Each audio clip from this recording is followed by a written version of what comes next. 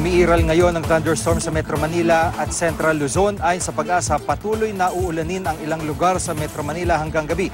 May ulan ding mararanasan sa Metro Manila bukas ng tanghali hanggang hapon.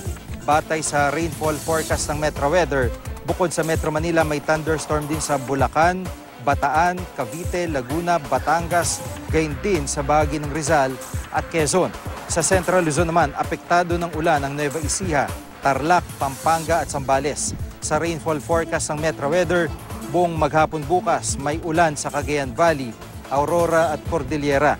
Ang nalalabing bahagi naman ng Luzon ay makakaranas ng mahinang ulan sa hapon. Magiging maliwalas naman ang buong Visayas maghapon maliban sa eastern section na makakaranas ng ulan sa umaga. Sa Mindanao, magiging maulan ang Caraga at Davao Region sa umaga at gabi. Mas magiging malakas ang ulan pagsapit ng gabi dahil sa inaasang pagpasok ng low pressure area.